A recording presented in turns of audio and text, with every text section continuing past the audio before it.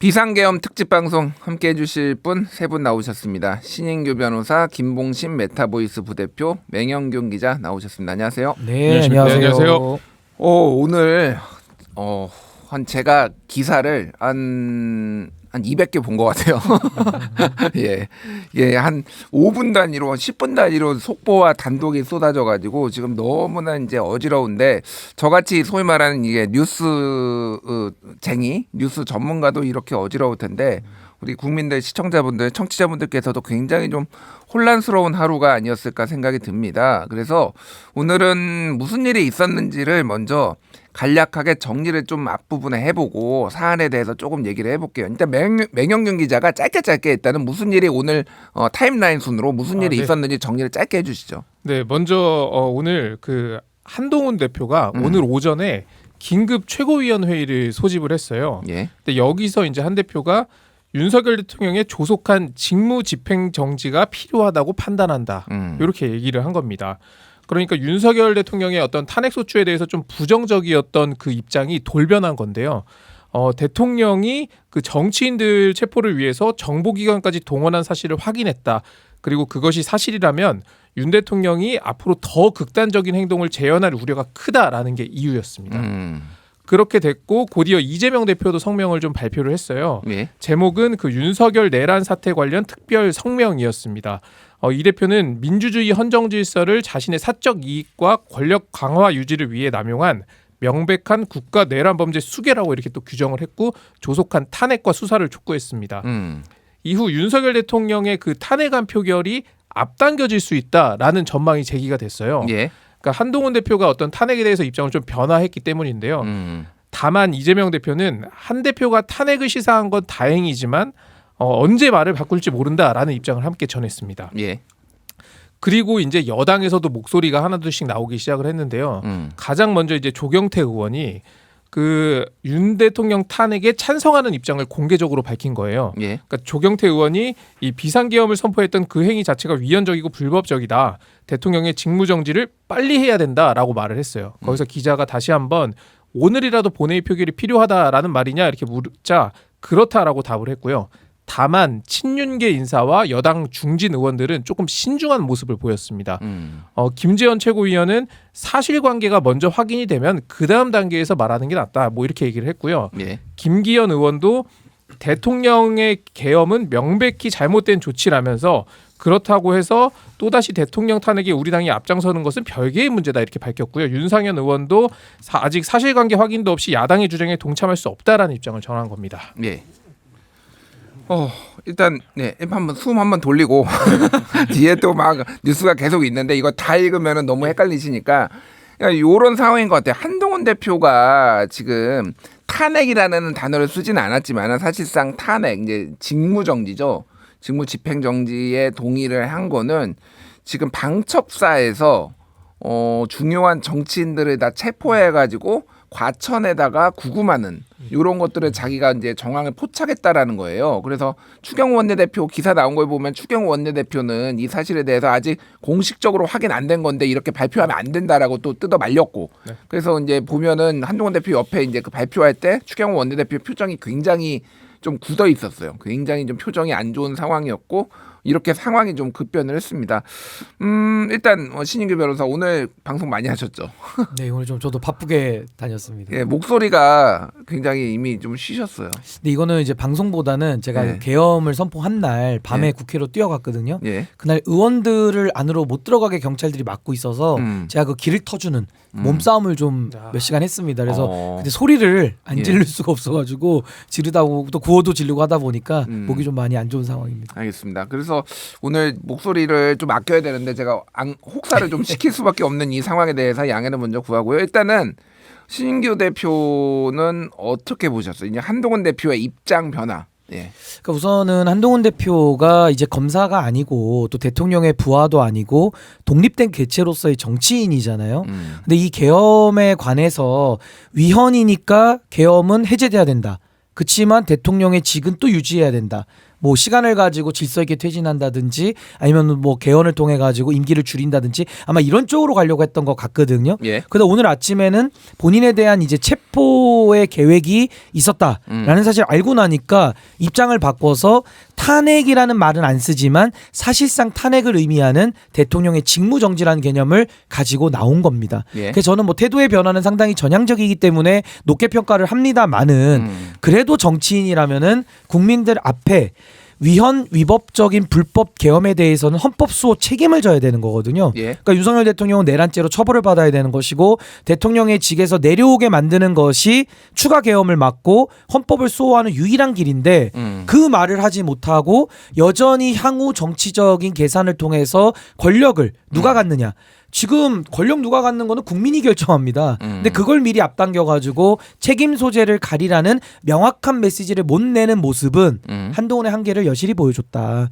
그럼에도 불구하고 저는 오늘 여러 그 사령관들의 양심 고백도 있었고 기사가 쏟아져 나왔거든요. 그렇기 네. 때문에 추가 계엄의 위험성이 좀 낮아진 것도 사실이고 전 내일 윤석열 현재 대통령에 대한 저는 탄핵의 의결이 통과될 가능성이 저는 훨씬 더 높아졌다라고 저는 생각을 합니다. 훨씬 더 높아졌다 이렇게 말씀하셨는데 지금 이제 제 2차 두 번째 계엄에 대한 우려가 커지면서 뭐 여러 가지 조치들이 있었는데 지금 국방부에서는 특전사령관, 육군참모총장 등 계엄에 투입됐던 부대장들의 직무를 다 정지시켰고요.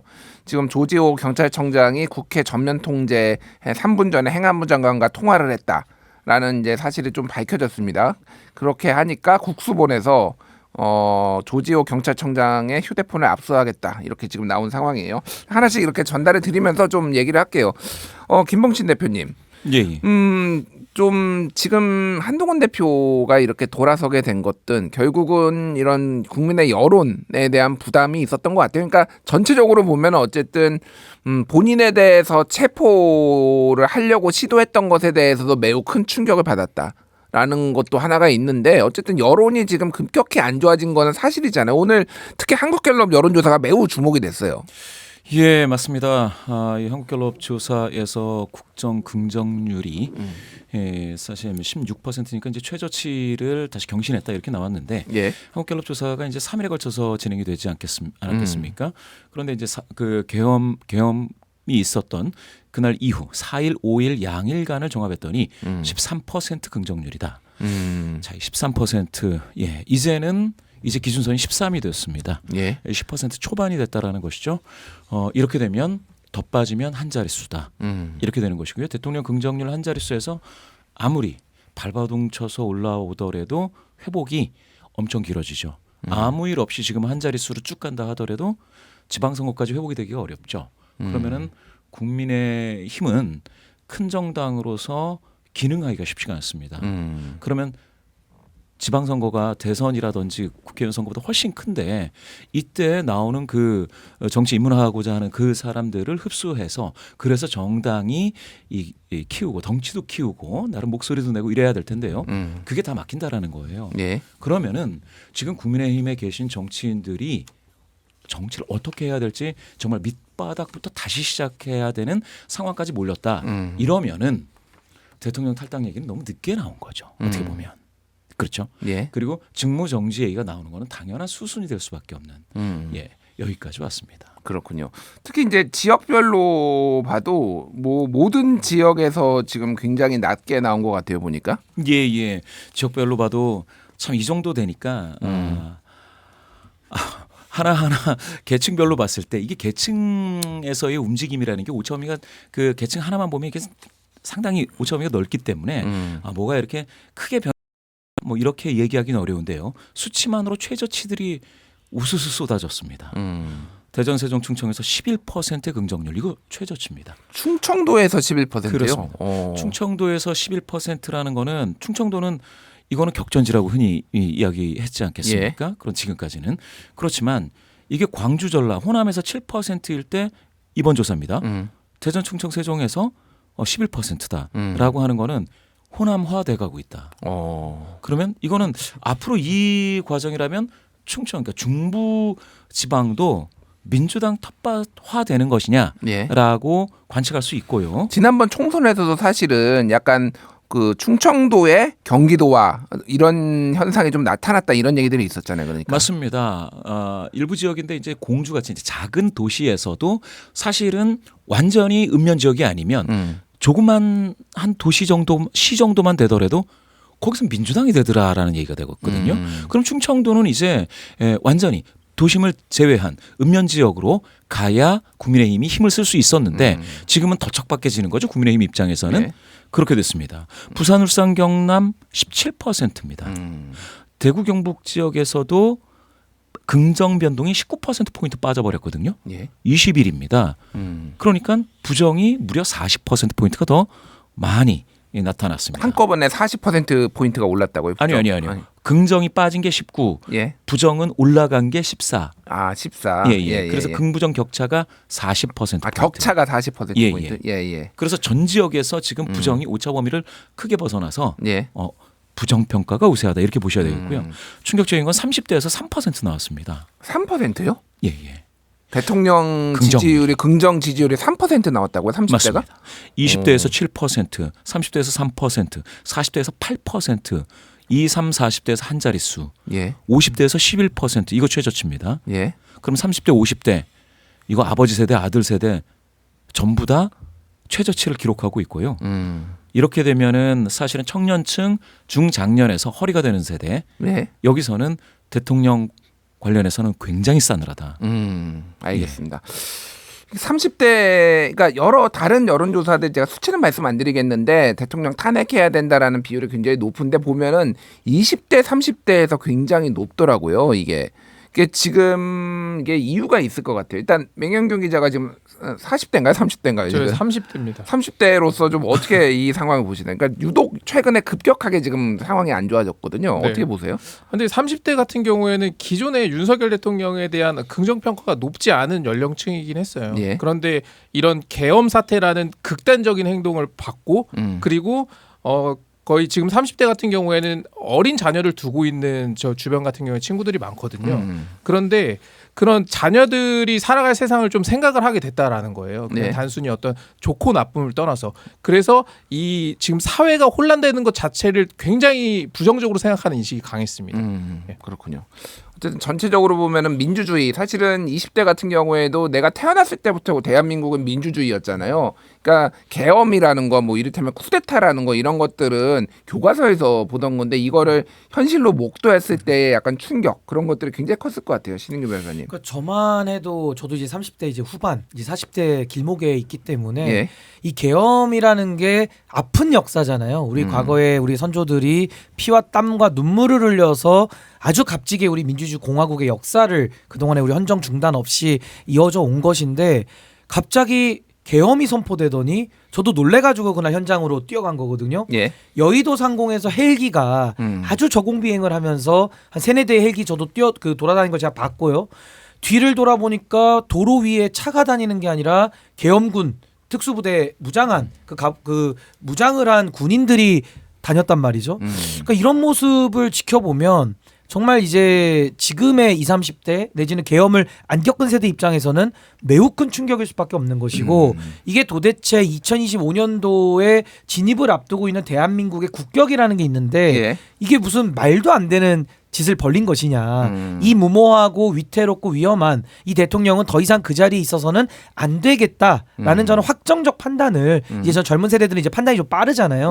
저는 빠르게 좀 더 그 스윙보터적인 그 성향이 좀 반영돼서 낮은 지지율로 바로 응답이 나온 거 아닌가라는 생각이 듭니다. 알겠습니다. 여론조사 얘기는 좀 뒤에 해보고 오늘 있었던 현안들 좀 더 살펴봐야 될 것 같은데 지금 어떤 안 좋은 여론에 거의 기름을 부은 게 하나가 있었어요. 그러니까 지금 한동훈 대표가 얘기했던 방첩사 이제 예전에 이제 보안사고 이제 군의 정보를 이제 이렇게 다 취합하는데 예전에 이제 전두환 씨가 보안사령관이었죠. 그러고 12.12 쿠데타를 일으켰는데 여기 방첩사에서 체포하려고 했다라는 거고 또 하나는 대통령이 직접 국정원 1차장한테 지시를 해가지고 한동훈 체포해라.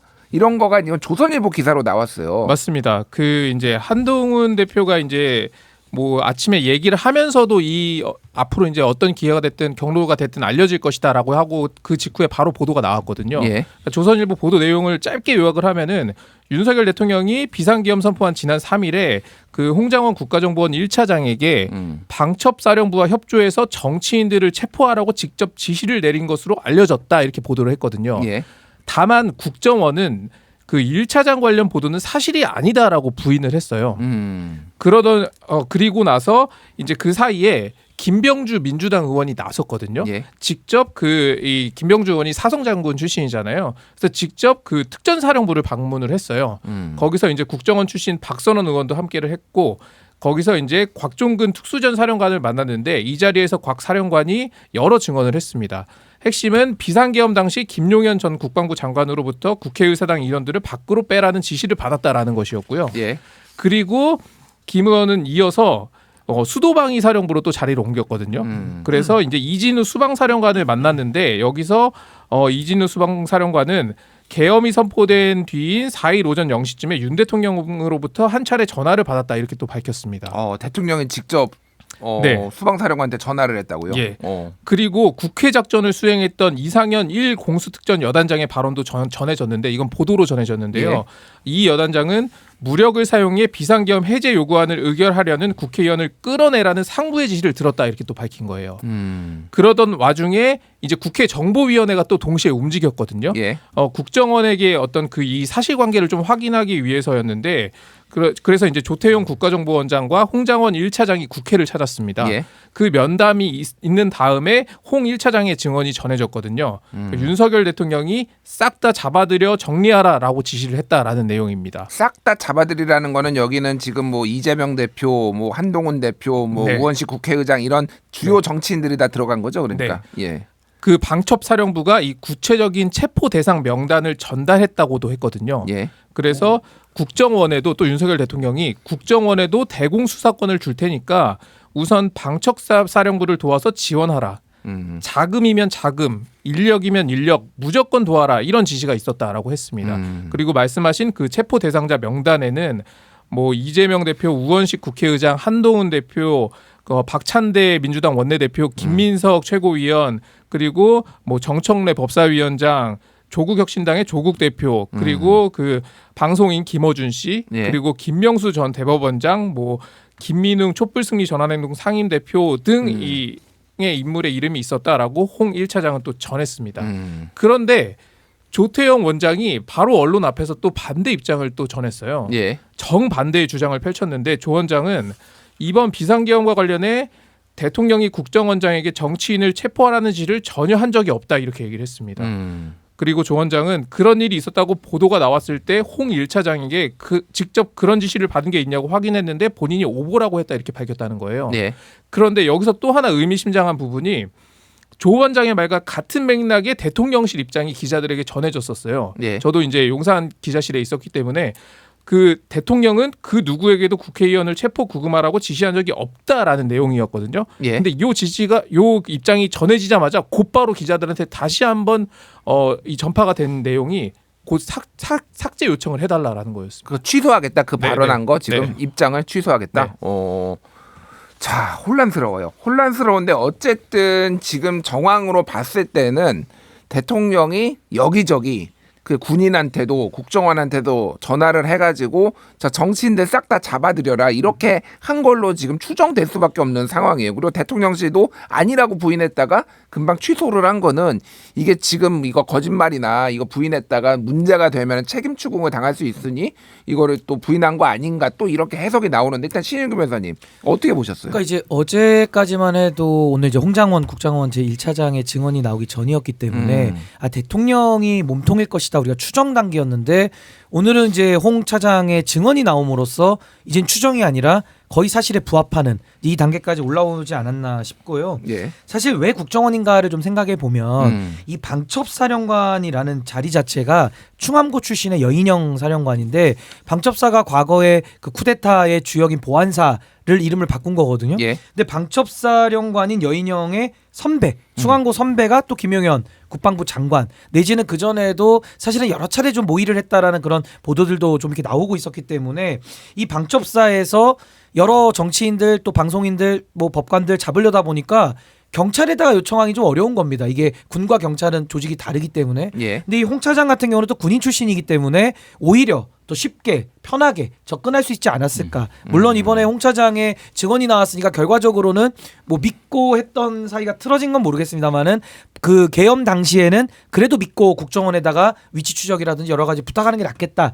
이래서 국정원에 전화를 한 거 아닌가 싶은데 예. 문제는 그 주체가 대통령인 겁니다. 그러니까 이게 계엄이 선언이 되면요. 당연히 정치활동 금지하면 안 됩니다. 예. 국회는 남겨놓고 해야 되거든요. 개헌법에 아예 그렇게 써 있어요. 그러니까. 그렇죠. 헌법에도 행정과 사법에 관해서만 계엄 사령관이 조치를 하는 건데 지금 문제는 계엄이 선포된 이후에도 대통령이 군을 움직였고요. 예. 그러니까 계엄 사령관의 권한을 침해한 부분이 있는 것이고 문제는 그 내용 자체도 계엄의 절차도 지금 위반되게 많지만은 정치인들을 갖다가 영장 없이 그냥 다 잡아와라 라고 대통령이 이걸 지휘를 했다라고 이제 볼 수밖에 없는 정황들이 나왔기 때문에 윤석열 대통령은 이 반란 내지는 이 국헌문란에 있어서의 내란죄의 수괴 뿐만 아니라 관련된 여타의 여죄들이 더 많이 오늘 이 증언을 통해 가지고 이 수사의 필요성을 더 확보해 놨다라고 저는 생각을 합니다. 그렇군요. 김봉신 대표께서는 좀 어떻게 보셨어요? 이 지금 오늘 너무 정신이 없기는 한데 예. 그러니까 이 정도면 내란죄로 뭐 이게 법 전문가는 아니시지만은 예. 뭐 내란죄로 지금 봐야 된다라는 여론이 굉장히 많은 것 같아요. 그렇죠. 여론도 그런데 아마 오늘 이제 보도가 됐는데요. 국회 입법조사처에서 국가기관이죠. 명확한 예. 입장을 냈다라는 소식을 들었습니다. 윤석열 대통령의 이제 내란죄가 성립할 수 있다라는 취지의 보고서가 이제 우원식 의장에게 보고됐다라는 요 내용을 보면서 이제 사실은 이렇게 되면 내란죄라는 건 뭐 보고서에서 나와 있겠지만 내란죄를 저지른 이제 대통령이 형사 불소추 특권이 상실하게 되죠. 예. 예. 그리고 공모한 자들, 동참한 자들 모두 이제 공범이 되는 건데요. 이렇게 되면은 검찰이 움직이지 않을 수 없을 거다라는 게 이제 첫 번째입니다. 저항하기 어렵죠. 검찰은 당연히 내란죄를 저지른 그런 뭐 이 범죄자들이니까 이거는 기본적으로 뭐 모르겠습니다. 긴급 체포가 될지 모르겠는데 어떠한 방식으로든지 수사가 진행이 되지 않을 수 없을 것이다라는 흐름을 타서 가고 있다. 그런데 이게 사실 그럴 수밖에 없습니다. 저도 당일날 3일 그 시내 쪽에서 이제 가벼운 음주를 하고 있다가 TV를 보고 제가 너무 놀라서 제가 우리 신 변호사님하고 비슷한 상황이었던 것 같은데요. 택시를 타고 갔습니다. 갔는데 가면서 그런 생각을 했습니다. 계엄령이 선포가 되면 사실은 계엄령이라는 게 이 폭도화된 이 시위가 너무 격화돼서 국가 치안이 마비가 되고요. 예. 국가 기관이 점령이 된다거나 아니면 총기가 탈취된다거나 이러한 것들 속에서 군이 개입해 들어가는 게 이제 계엄인데 기본이지 않습니까? 그러면은 제일 먼저 하는 것은 무엇이냐면 바리케이트를 치고 이동을 막는 거거든요. 근데 쑥 들어가더라고요, 여의도에. 예. 이거는 뭐냐? 그러니까 이게 뭔가 이거는 계엄 중에서도 굉장히 독특하다라고 했는데 여의도 상공에는 헬리콥터가 헬기가 이제 떠 있었습니다. 이 과정을 보면서 이거는 이 국회 입법조사처 보고서에서 나와 있지만 사실은 계엄 선포 자체에 위법성 문제가 이제 벌써 확실히 이제 걸리겠다. 예. 전시나 사병 국가 그렇죠. 비상 상태만 계엄을 할 수가 있는데 그렇죠. 성립 조건이 안 맞습니다. 성립 조건이 안 맞는다라는 것이고요. 예. 그래서 두 번째는 국회에 대한 이와 같은 행위 헬리콥터가 들어가고 그다음에 이제 공수부대와 707 몇몇 특임대가 들어가고 했던 것들에 대해서는 누군가는 책임질 수밖에 없겠다. 알겠습니다. 예. 예. 사실 이 홍장원 1차장이라는 분이 기존에는 김용현 전 국방부 장관과 가까운 인물이다라는 평이 있었어요. 예. 그리고 이 홍장원 1차장도 그 유명한 지금 그 국회에 투입됐던 707 부대 소속이기도 했거든요. 거기서 육사 출신이시기도 한데 그런데 이분이 윤석열 대통령과 어떤 일이 있었는지는 모르지만 조태용 원장과는 원래부터 좀 알력 다툼이 있었다 이렇게 또 전해지기도 했었거든요. 예. 그리고 이 홍장원 1차장이 좀 같이 공개한 것 중에 윤석열 대통령과 직접 통화한 내역도 공개를 했어요. 그 통화 내역을. 전화번호로 이렇게 예. 보여줬어요. 이렇게 그렇습니다. 내역을 통화 내역을. 예. 그래서 사실 이 주장에 좀 더 신빙성이 있는 거 아닌가 이렇게 판단할 수밖에 없는 상황인 것 같습니다. 네. 그렇군요. 그러니까 어쨌든 이게 굉장히 소수 정예로 믿을 만한 사람으로 신속하게 움직였다라는 정황들이 나오는데 이게 지금 뭐 실패한 이유가 이 비상계엄 실패한 이유가 여러 가지 이유가 있겠지만 그 중에 하나가 믿었다고 생각을 했는데 그 사람들이 이거를 받아들이지 않거나 저항을 한 거잖아요. 그것도 좀 이유가 굉장히 큰 것 같아요. 그러니까 홍장원 1차장도 윤석열 대통령은 내 말을 듣고 이 비상계엄 뭐 소위 말하는 내란으로 추정되는 요 내란 상황에 동조할 거라고 생각했는데 지금 거부를 해버린 거죠. 그러니까 지금 이렇게 계속 이 증언을 하는 어떤 뭐 특전사령관 직무 배제가 되긴 했지만 수방사령관도 그렇고 그런 얘기를 해요. 이게 위법성이 있는 거 아닌가라는 의심이 들었고 그리고 그 1 공수특전 여단장도 당시 상황을 회상하면서 사령관의 지시를 그 국회의원을 끌어내라는 사령관의 지시를 듣고 다시 그거를 복명복창을 했더니 사령관이 명확하게 답을 안 하더라. 근데 그 말을 듣고 이 작전을 부정적으로 생각하는구나라고 생각했다는 얘기도 나왔거든요. 예. 그러니까 그러니까 뭐 그 전까지는 가까운 사람이었을지 모르겠지만, 근데 이 계엄 자체가 위법하다는 걸 인지를 하고 여기선 더 개입되면 안 될까 이런 판단을 한 게 아닌가 싶습니다. 저는 한마디만 더 보태면 윤석열의 착오가 작동했다라고 저는 봅니다. 무슨 말이냐면 지금 비상계엄이 45년 만이라고 하지 않습니까? 군인들도 아마 계엄을 당시에 수행했던 사람들이 군에 남아있는 사람은 없을 거예요. 본인들도 백서를 통해 가지고 보거나 무슨 매뉴얼 통해 가지고 계엄을 처음 겪어봤을 거란 말이죠.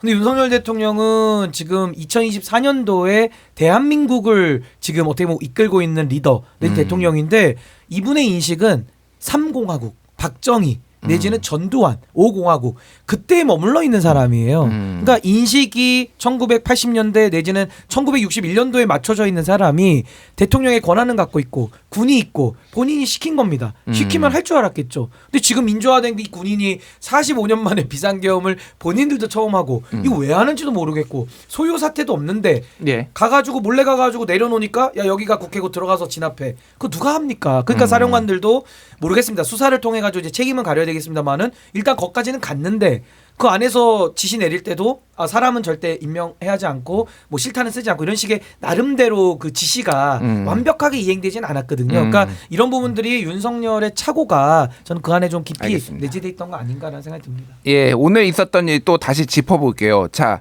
윤석열 대통령과 한동훈 대표 만났습니다. 네, 이번에는 윤석열 대통령이 한동훈 대표 측에 소위 말하는 독대를 요청했다. 뭔가 상황이 바뀐 것 같아요. 예전에 한동훈 대표가 요청을 하고 그 이후에 윤석열 대통령이 또 국회로 오다가 취소된 과정 이런 거 좀 설명 좀 해주시죠. 네. 제가 그 대통령실 그 기자실에 있다가 그러니까 이제 점심 전에 그냥 흡연을 하러 나왔었어요. 바깥에 흡연실이. 그런데 홍철호 정무수석이 굉장히 급하게 나가더라고요. 청사를 빠져나가는 모습을 봤고 그 직후에 윤석열 대통령이 한동훈 대표에게 만남을 요청했다라는 보도가 나왔거든요. 아마 그런 얘기를 전했던 것으로 보이고요. 그래서 한 대표가 뭐 윤석열 대통령을 만났고 거기에 정진석 비서실장, 주진우 의원 등이 배석한 채로 회동이 이뤄졌다 하고요. 한 대표는 면담을 마치고 국회로 돌아왔습니다. 이후 윤 대통령이 국회를 방문할 수도 있다라는 소식이 돌았고요. 그리고 한 대표는 그 이후에 시간이 좀 지나서 윤석열 대통령을 만났지만 저의 판단을 뒤집을 만한 말은 듣지 못했다. 이렇게 여당 의원들에게 말한 것으로 좀 전해졌습니다.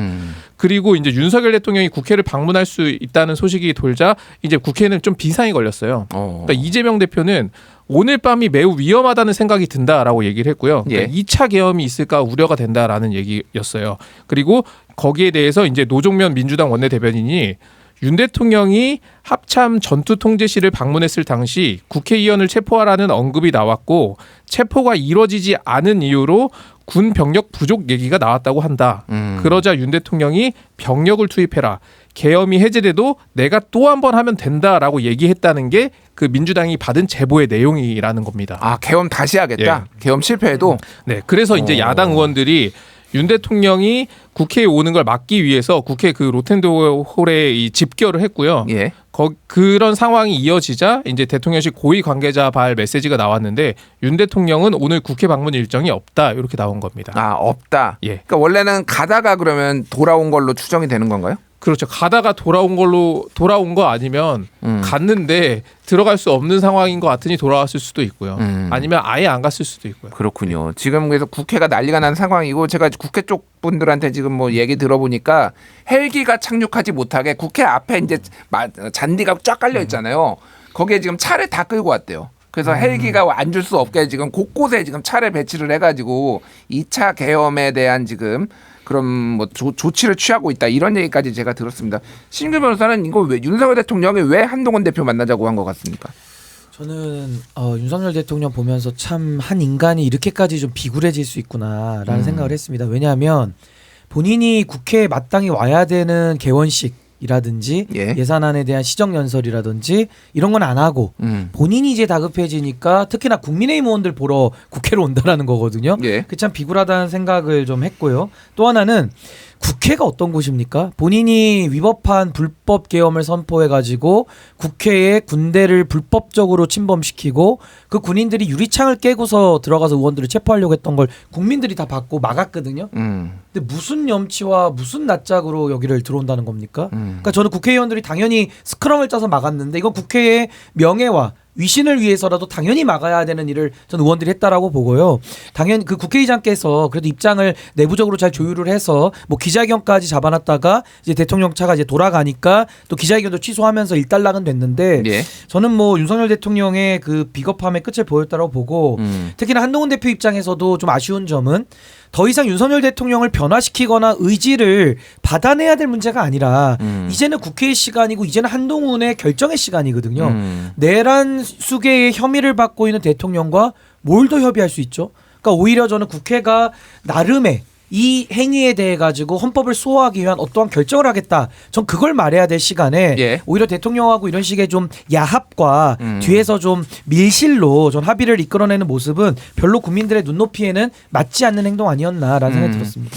그 일설에 의하면은 뭐 언론 보도하고 뭐 이제 돌아다닌 정보에 의하면은 대통령이 내 임기를 단축하겠다.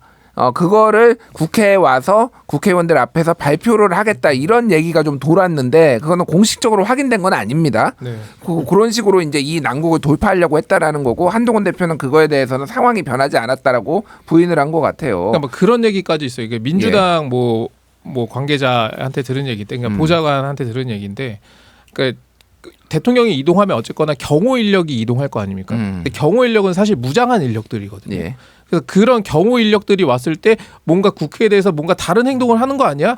이런 우려를 했다라는 거예요. 그러니까 경호처 직원들이 쫙 와가지고 갑자기 막 국회의원들 체포하고 이럴 가능성까지 배제할 수 없다.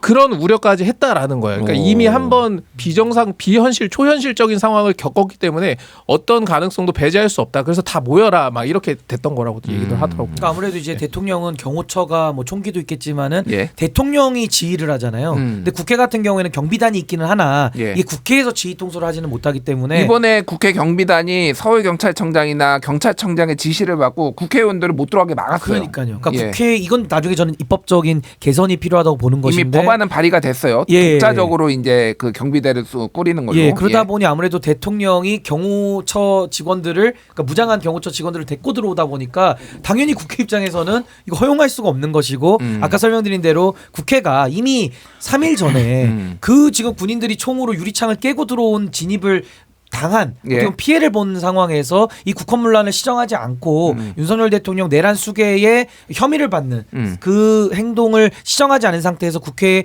단 1mm라도 들어오는 것을 전 허용할 수 없었다 생각이 듭니다. 자, 이제 내일 있을 표결 전망은 잠깐 뒤에 얘기를 하고요. 요거를 좀 반드시 짚고 넘어가야 될 것 같아요. 김봉신 대표님, 여론조사 전문가시니까 제가 여쭤볼게요. 지금 이게 희한한 일이 계엄에 있었던 날 국회에 보냈던 병력보다 더 많은 병력이 성관위로 갔어요.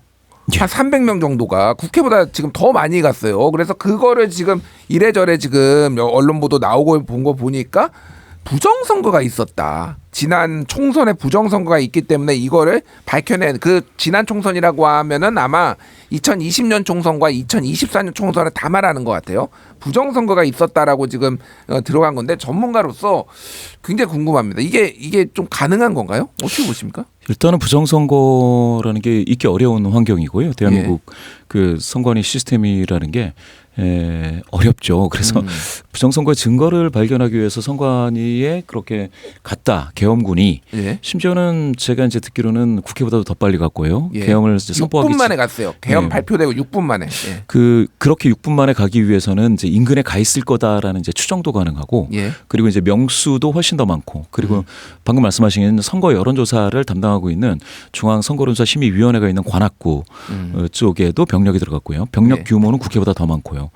훨씬 더 신속하고 빨리 갔고 그리고 지금 그 서버에 접속을 했느냐 안 했느냐 이 얘기가 지금 나오고 있고요. 뭐 선관위에서는 서버 예. 가져간 거, 그러니까 자료 가져간 거 없다라고 일단 없다라고 공식적으로 했다고 얘기는 하고 있어요. 하고 뭐 그 얘기까지는 들었습니다만 그런 어떤 부서에 방문했다라는 이야기는 또 나오고 있더라고요. 그래서 이거는 사실 확인이 필요한데요. 그러면 도대체 왜 선관위냐? 계엄은요. 계엄이 정식적으로 잘 뭐 돼서 계엄 사령부가 뭐 생기고 어쩌고 이러면은 사실은 전체 국가에 있는 모든 정부 부처에 계엄에서 협조관들이 파견이 되고요. 예. 그럼 계엄 사령부 내에 모든 정부 기구를 장악하게 되는 그런 과정에 있기 때문에 사실상 선관위에 이렇게 빨리 급습하듯이 가지 않아도 계엄에 만약에 성공한다면 그러면은 선관위의 자료를 전부 다 계엄군이 장악할 수가 있습니다. 그러니까요. 그런데 이상하게 국회보다도 더 빨리 갔다. 이거는 둘 중에 하나이겠죠. 이미 있는 예. 무엇인가의 자료를 지우기 위해서. 왜냐하면 예. 만약에 불법 선거가 있었다. 불법 투개표가 불법적으로 행해졌다라고 한다면 그건 이제 검찰 수사의 대상이 된다면 검찰이 선관위를 압수수색해 가지고 얻는 증거는 보존을 해야 됩니다. 예. 그렇죠. 그럼 다음 정부에서도 열람이 가능하죠. 그런데 계엄군이 들어가서 만약에 소각 조치를 하면 그거는 이제 검찰도 그 정보에 대해서는 볼 수가 없게 되죠. 그런 열람을 할 수가 없게 됩니다. 그럼 이제 영구 소각이 가능하겠느냐라고 해서 계엄의 성패 여부를 떠나서 계엄군이 먼저 선관위를 들어갔다 하는 것. 요게 한 가능성이 있겠고요. 두 번째는 선관위가 어떤 외부에 뭐 침탈을 당했고 뭐 어떻게 됐건 간에 가지고 있는 것들을 빨리 가지고 뭐 폭로해서 예. 지금 현재 국회를 와해시키겠다 뭐 이런 것들이지 않겠느냐라는 국회의 그러니까 성립 조건 자체가 안 이런 된다. 거죠. 국회는. 그러니까 예. 부정선거가 있었다라는 그렇죠. 걸 발표를 해가지고 지금 국회는 그러니까 불법으로 만들어진 거니까 그렇죠. 국회를 뭐 해산한다든지 뭐 이런 거를 하려고 했다. 그런 것들이 가능하지 않았겠느냐 뭐 이런 얘기는 있는데 두 번째 시나리오라면 사실은 계엄 성공이 먼저 돼야 됩니다. 그러면 자연스럽게 그게 될 수가 있었는데 선관위를 먼저 갔다는 거는 굉장히 미스터리합니다. 아무리 봐도요. 아무리 봐도 미스터리하다. 예. 극우 유튜버들이 주로 이제 그런 주장들을 하고 있어요. 그래서 그러니까 저는 뭐 다른 걸 떠나가지고 이미 그러니까 검찰하고 경찰이 이게 고발이 많이 들어와서 가지고 수사를 했는데 올해 8월 9월에 다 근거 없다. 전부 다 무혐의 됐거든요. 이 조작에 대해서는 이미 다 그렇게 난 상황인데 지금 뭐 계엄군이 이 시급한 상황에 거기 들어갔다라는 것도 이상하고 그래서 일각에서는 뭐 국회 해산을 노린 거 아니냐. 또 그런데 이거는 지금 국회가 더 급한데 사실 국회를 장악하지 못하면은 또 안 되는 건데 뭐 이런 상황이란 말이에요. 신인규 변호사는 좀 어떻게 보세요? 그러니까 저는 사실 두 가지 다 가능성 있죠. 그러니까 사실은 부정선거에 대한 유튜브에 그 의혹 제기가 많다 보니까 뭐 그게 필요해서 갔을 수도 있고요. 자료를 가져오기 위해서. 내지는 뭐 향후에 국회를 해산하고 새로운 국회를 만들 때 뭔가 이렇게 그때 당시에 유리한 국면을 만들기 위해서 갔을 수도 있는데 예. 저는 그 두 가지 모두 다 급한 건 아니거든요. 국회를 해제시키고 국회를 해산시키면 그건 천천히 해도 다 가능한 일들 아닙니까? 예. 근데 저는 국회를 장악하는 걸 실패하더라도 뭔가를 지금 선관위에서 해야 될 일이 있기 때문에 저는 많은 병력을 보냈다라는 좀 합리적 의구심이 들어서 그럼 뭘까? 저는 요 계엄 있기 전까지만 해도 사실은 명태균의 여론조작 이슈가 거의 다 이제 진실이 다 밝혀져 가고 있었고 예. 물론 물론 미공표는 아닙니다만 공표조사 같은 경우에는 이미 선관위에 다 보고가 돼서 자료들이 남아 있잖아요. 그 원소스들을 좀 파기하러 들어간 거 아닌가. 그러니까 저는 차후에 윤석열 현재 대통령이 뭐 계엄을 성공하든 못하든 간에 본인의 수사 이슈에 대해서는 한번 요거는 좀 은닉하거나 자료를 폐기하고 올 필요는 있었겠다. 예. 그래서 저는 증거인멸하러 들어간 거 아닌가. 좀 매우 심플하고 단순하게 좀 생각이 알겠습니다. 들었습니다. 예, 그러니까 지금 이제 헌법이 바뀌어서 예전에는 국회를 해산할 수 있는 권한이 대통령에 있었어요. 1980년 헌법까지는. 그래서 대한민국 국회는 딱 3번 해산이 됐는데 한 번은 1961년에 5.16 쿠데타, 그리고 한 번은 1972년에 10월 유신, 그리고 또 한 번은 1980년에 5.17 비상계엄 확대. 그러니까 사실 이제 거의 쿠데타 시기에만 딱 국회가 해산이 돼서 1987년 헌법에서는 이제 아예 그 대통령이 국회를 해산할 권한을 빼버렸거든요. 그러니까 지금 못해요, 대통령이. 그러니까 뭐 일각에서 나오는 얘기는 그래서 이게 부정선거가 있었기 때문에 국회를 해산해야 된다라고 하고 다시 선거를 치러서 지금 이렇게 여소야대를 뒤집으려는 거 아니냐 이런 시각도 있다라는 거 말씀을 드리고요. 자 이제 내일 이제 이 상황에 대해서 좀 얘기를 해봐야 될 것 같은데. 근데 이제 그 예전에 제가 지금 굉장히 데자뷰 기시감이 느껴지는 게 박근혜 대통령 탄핵 때하고 굉장히 비슷하게 가는 게 2008년 전에요. 12월 3일 비상계엄이 선포된 날 그때 야 3당이 탄핵안을 발의를 했어요. 그때 제출을 했어요. 그때. 그러니까 통과가 된 게 아니라 제출을 그러니까요. 예. 그 기록에 남아 있습니다. 그러니까. 16년 예, 16년 12월 3일에 그래서 이제 지금 이 타임라인이 박근혜 대통령이 탄핵됐을 때하고 굉장히 좀 비슷하게 흘러가고 있다 이렇게 보이는데 그 김봉신 대표님한테 좀 여쭤볼게요. 당시에 지금 여론조사나 그런 흐름들이 좀 어땠고 그때 상황이 어땠는지 좀 알려주시죠. 당시에 대통령 긍정률은 더 빠른 급락세를 보였었죠. 10월 이제 말에서 10월 3주에서 25%였던 게 11월 2주 만에 이제 20% 포인트가 증발해 버렸습니다. 예. 엄청났고 그 중간에는 이제 태블릿 PC의 발견이 있었고요. 그게 이제 그 사이에서 경찰의 압수수색, 대통령실에 대한 압수수색이 들어가고요. 그 전까지는 계속해서 시위가 있었습니다. 사실은 그때 시위에 뭐라고 해야 될까요? 주력은 처음에는 학생이 시작을 했습니다. 예. 지금과는 조금 다르죠. 학생이 시작을 했고 이화여대생인데 뭐 정유라 뭐 부정 입학이라든지 이런 맞습니다. 것들이요. 예. 그러다 보니까 되게 시민들이 이제 움직임이 좀 뭐랄까 조금 더 감성적으로 빨리 움직였던 것 같아요. 그러면서 많이 모이고 촛불이 모이고 시국 선언이 잇따랐고요. 예. 그런데 지금은 순서는 다르지만 저 오늘 좀 충격받은 게 현직 교사분들이 15,000명이 한꺼번에 뭐 시국 선언을 했다고 하는데 이 규모가 이제 달라졌습니다. 단위가 10,000명 막 이렇게 되는 거예요. 예. 그러면은 그때하고 순서는 다르지만 지금 아까 말씀하신 것처럼 10월 3일을 가는 그 방향은 비슷하게 왔구나. 대통령 긍정률로 따졌을 때 2016년 박근혜 대통령은요. 예. 10월 말 11월 초에 그렇게 가파르게 확 빠진 다음에 5%로 쭉 갔습니다. 11월 첫째 주에 갤럽 기준으로 5%였더라고요. 5%였습니다. 예, 예. 한 자릿수죠. 이렇게 쭉 가다가 직무정지가 되고 더 이상 조사를 안 했습니다. 예, 그렇게 됐죠. 지금은 어떻게 되느냐? 이 모든 게 압축적으로 올 수도 있겠다라는 정세로 가고 있습니다. 19%, 20%, 19%였다가 지금 16인데 사실은 계엄을 통해서 이게 시계가 엄청나게 갑자기 가속화된 거예요. 이게 그러면 13까지 떨어진다는 거 아니겠습니까? 그럼 이번 주말 지나서 그러면 도대체 얼마까지 가느냐? 그리고 그러면은 아까 말씀하신 2016년 12월 그때의 그 사건들이 같이 겹쳐져서 나오느냐 이거는 보셔야죠. 알겠습니다. 자, 이런 상황이에요. 그래서 그때 2016년에 10월 넷째 주는 17%였는데 대통령 긍정이 이게 한 주 만에 5%로 확 빠지고 이제 대통령이 탄핵이 되는 이런 상황이었고 이번 주에 대통령은 갤럽 기준으로 16이다. 굉장히 비슷해요. 그러니까 다음 주가 이 조사를 갤럽이 할 수 있을지 없을지 몰라요. 왜냐하면 탄핵이 되면 더 이상 할 필요가 없기 때문에.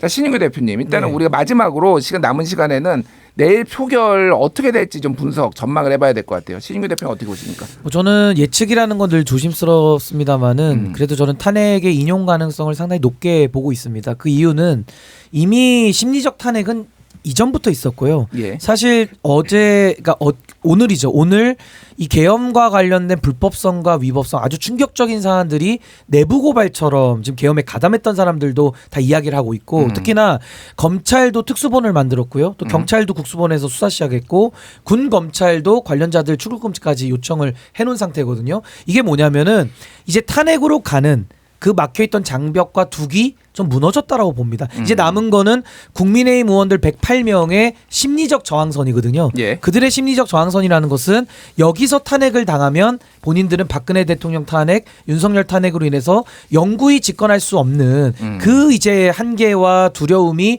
지금 이들의 마음을 막고 있는 거거든요. 그럼에도 불구하고 안철수, 조경태 이 두 분은 이미 또 공개적으로 탄핵 찬성 의사를 밝힌 상황입니다. 그렇다면 8명의 의원만 이탈하면 되는 이 국회 상황을 고려해 볼 때 한 6석 정도만 이탈하면 되거든요. 네. 근데 제가 어디서 희망을 보냐면 계엄 해제를 요구했을 때 신성범 의원, 그러니까 네. 정보위원장이죠. 이분은 친한이든 친윤으로 분리되는 분이 아니고 중진 의원이에요. 근데 이분이 다급한 상황에서도 이 위헌 상황을 바로잡기 위해서 계엄 해제를 찬성을 했단 말입니다. 근데 이번에 그 탄핵 투표는 익명으로 진행이 또 되는 상황도 그렇죠. 있어서 저는 중립지대에 있는 다수의 의원들이 저는 용기 있게 소신 있는 국가를 위한 선택을 저는 알겠습니다. 할 가능성이 매우 높다고 봅니다. 예, 결국은 이제 국민의힘 의원들이 어떤 선택을 하느냐인데 아직도 현재는 지금 당론으로 부결하는 걸로 돼 있어요. 맹은균 기자. 네. 지금 뭐 국민의힘은 좀 어떤가요? 일단 좀 전해지는 게 일단 뭐 의총이 열리고 있지 않습니까? 예. 거기서 대체적으로 좀 빠르다 그런 얘기들이 나온다고 해요. 탄핵이 지금 이 네. 표결하는 속도가 네. 예.